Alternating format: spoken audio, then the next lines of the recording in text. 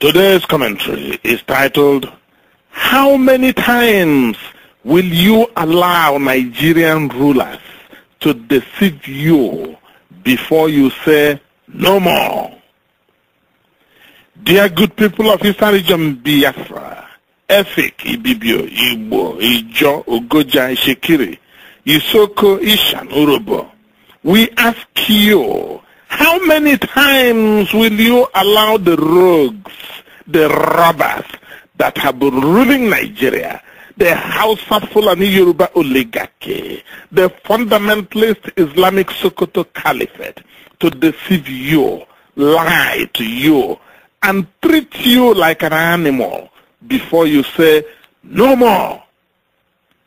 We ask you, how many times will you allow them to treat you like slaves before you rise up and chase the barbarians out of your God-given fatherland? We ask you again, how many times? It is now more than 40 years since the barbarians, the armed robbers running the Nigerian government, promised you that they will liberate you and your children from domination, give you freedom and liberty, give you the right to control your land, your oil, your natural gas, and other natural resources in your land. They promised you that under one Nigeria, they will build multi-million-dollar homes for all of you. Your houses will be made of concrete, marble, and glass, and you will have gold-plated beds to sleep on. The Nigerian barbarians have never been seen before. The Nigerian barbarians promised you that they will build such roads in all your towns and villages as have never before been seen in any part of Africa and the world. In fact, that they will pave your roads with gold. These Nigerian savages told you that they will build the most modern hospitals and health clinics in all your towns and villages, and that sickness and death will disappear in all your communities. They promised you that they will provide uninterrupted electricity supply to every home in your towns and villages, and make your lives so comfortable that you will be drunk with happiness. These Nigerian savages promised you that clean pipe-borne drinking water will be so plentiful you may never have to even turn off your taps in your homes. You can just let the water run. These Nigerian savages promised you that food will be so plentiful and so cheap that your only worry will be how to prevent yourself from overeating. The Nigerian savages promised you wealth, health, happiness, education, and life more abundant for you, your children, and your families. Yes, these Nigerian savages promised you all these things and more. They promised your parents the same thing. But what did they give you? What did you get from these Nigerian savages, the Nigerian armed robbers, masquerading as president, minister, governor, military officer, head of government agency, permanent secretary, etc., etc.? What did they give you? Your children and your families. Tell your children what one Nigeria has given them. Tell them. Tell them those wonderful benefits that one Nigeria has given to you, your family, and your community. Tell them now. Tell them. Tell them how one Nigeria has made their lives so comfortable that they think they are actually in heaven. Go on. Tell your wife. Tell your children. Tell your family. Members of your community. Tell them. Tell all of them the wonderful things that one Nigeria has done for them and you. Go on, tell them. From 1967 to 1975, Yakubu Gowon, the Shosho boy, Obasanjo Awolowo, Antonio Nahoro, told you to rejoice that they had liberated you and your people from domination. Since then, Nigerian savages wearing army uniform and police uniform have occupied your land, your homes and your communities. They have ravaged and plundered your land for 40 years, raped and ravished your mothers, wives and sisters, and murdered in cold blood hundreds of thousands of your people.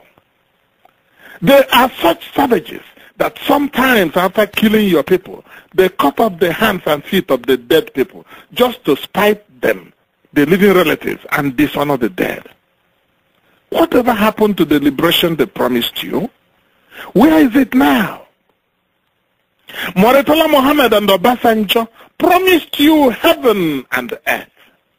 They promised you electricity, pipe-borne water, and told you that food will be so abundant that you won't know what to do with food.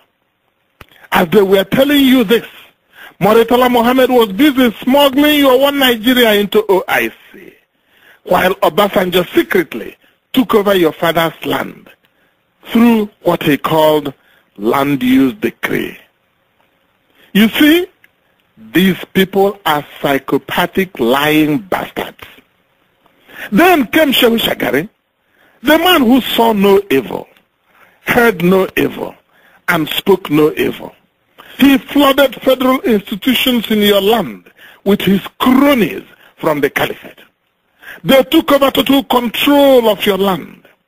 The NNPC, Nigerian Ports Authority, Nigerian National Shipping Line, Customs and Immigration, all were their own. You couldn't even get a job in the companies drilling petroleum in your own father's land, in your own backyard. Come to think of it, you couldn't even hold jobs in the NNPC, the company that controls the petroleum drilled in your ancestral land, the petroleum that was drilled in your own backyard. When Shagari got tired, the caliphate gave the rulership to Muhammadu Buhari. He did not hide his intention. He threw many of your people in jail. While Shagari was sent back to his home in Shagari village, Sokoto, Alex Ekweme, his deputy, was sent to Kirikiri prison to share the same bed with armed robbers and murderers. See how one Nigeria loves the people of Eastern region. Then came the snake, Babangida, the personification of evil itself, the Lucifer with the gap-toothed satanic grin, the man who would kill his bosom friends while drinking beer and eating suya, the psychopath devoid of conscience and human soul.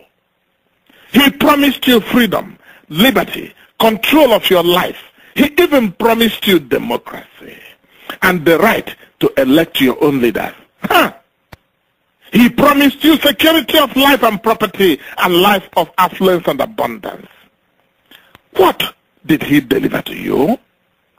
He gave you death of your loved ones by parcel bombs and other nefarious means, disappearance of honest, innocent people in your communities, and completed the total confiscation of your private ancestral land, the land that your great-grandfathers bequeathed to you and your family through the generations.